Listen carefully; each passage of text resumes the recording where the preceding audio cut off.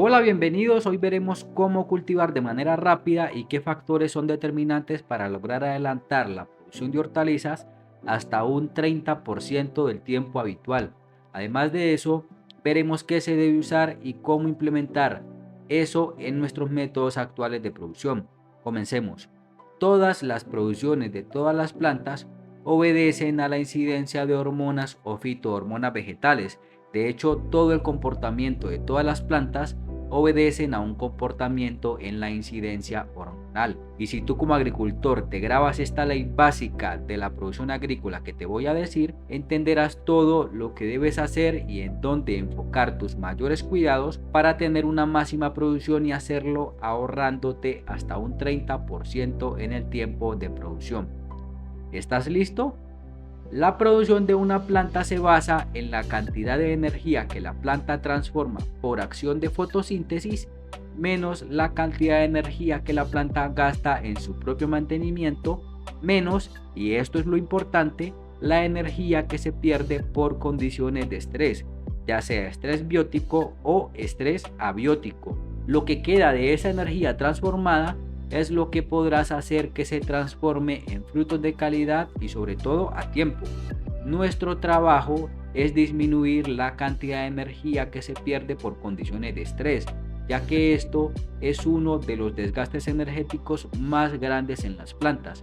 Cuando tenemos un cultivo de inicio, el primer inconveniente no se suele ver, ya que es una condición interna de las plantas. Les hablamos del estrés post-trasplante, que ya sea por la manipulación o por la exposición de las plántulas a un entorno entre comillas seguro, que es el recipiente semillero al campo, donde existen condiciones diferentes como la temperatura, la incidencia de insectos, hongos, bacterias, también por una mayor exposición a la luz solar y demás factores determinantes que experimenta la planta por primera vez en su inicio. Algo que quizás no sabías, pero el shock post-trasplante de una planta de tomates, por ejemplo, puede durar hasta 15 días, en donde su crecimiento es lento y su desgaste energético es enorme. Esta condición detiene la evolución en crecimiento vegetativo, la división y crecimiento celular, el estancamiento de la actividad fotosintética y retrasa el tiempo de producción de las plantas en general.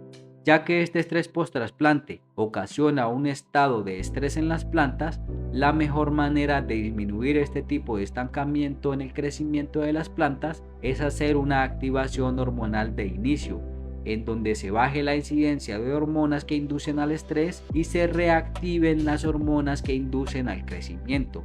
Esto es un control simple y con solo aplicar hormonas de crecimiento en muy bajas concentraciones antes del trasplante de las semillas al terreno, podemos hacer que se reactiven rápidamente y que su crecimiento vegetativo post trasplante sea mejor y llegar así a la etapa de producción más rápidamente. En esta etapa de inicio se debe tener en cuenta otro factor y es bajar los estados de oxidación en las plantas. La oxidación es el agua oxigenada o peróxido de hidrógeno que se forma en las plantas con el estrés y también con el cierre de los estomas, principalmente en las hojas. Esta oxidación y la formación de este compuesto, agua oxigenada o peróxido de hidrógeno, que es lo mismo, es tóxico para las plantas. La mejor manera de evitar la formación de este compuesto es mantener los niveles de transpiración altos, ya que con una buena transpiración no hay mucho margen para la formación de este compuesto, pero esto se logra manteniendo los poros o estomas de las plantas abiertos. Con estos estomas abiertos, las plantas mantendrán su actividad fotosintética activa. En caso de que se cierren estos estomas por altas o por bajas temperaturas o por condiciones extremas, lo que se debe hacer es aplicar compuestos antioxidantes que reviertan la oxidación y retornen el agua oxigenada a agua y a oxígeno por aparte y que pueda salir de nuevo con la apertura de los estomas. Esto que acabamos de referenciar es la etapa de inicio, pero hay más factores que hacen que se retrase la etapa de producción en las plantas y son todas las condiciones que generen gran impacto en las plantas. Por ejemplo, las primeras podas.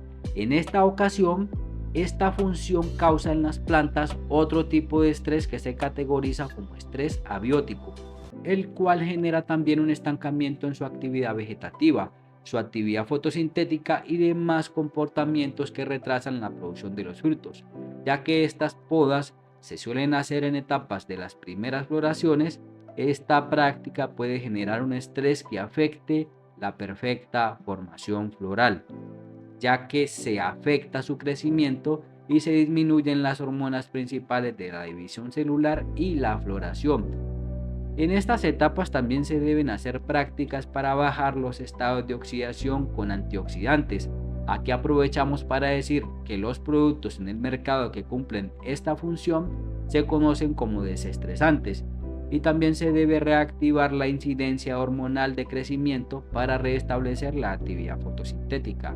Aparte de las podas, otra condición que retrasa el crecimiento y producción temprana de las plantas pueden ser las etapas de floraciones, los estados de altas y bajas temperaturas, la incidencia de altas poblaciones de insectos como moscas blancas, como nematodos, trips y demás, por lo cual, para llegar a una producción temprana, se debe mantener un control fisiológico en estas etapas de alto estrés y consumo energético en las plantas. La otra condición que puede hacer que lleguemos a la etapa de producción más tarde de lo habitual es la falta del aporte energético. Esta condición no tiene mucho misterio, ya que con la nutrición habitual, es decir, el aporte de nutrientes esenciales como nitrógeno, fósforo, potasio, calcio, magnesio, boro y demás microelementos esenciales, las plantas pueden formar su estructura vegetativa adecuada para poder soportar una actividad fotosintética activa.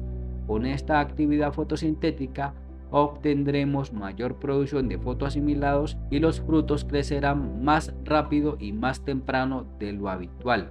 Ya dicho todo esto, ya sabes cómo llegar a la cosecha más temprano de lo habitual. Por si algo, te lo resumo en pocas palabras.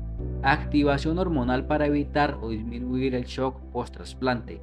Aplicaciones constantes desde el inicio con antioxidantes para revertir las cargas de peróxido de hidrógeno o agua oxigenada. Activación hormonal después de condiciones extremas como el clima, alto consumo energético o podas agresivas. Activación fotosintética en etapas de más desgaste energético y el aporte frecuente durante todo el ciclo de crecimiento de las plantas. Analizando el comportamiento fisiológico y estos factores, podremos llegar a producción en tiempo récord. Bueno, esto ha sido todo por este video. No olviden dejar sus comentarios, dejar su me gusta si les fue útil esta información. Soy Steven Guzmán, hasta pronto y buenos frutos para todos.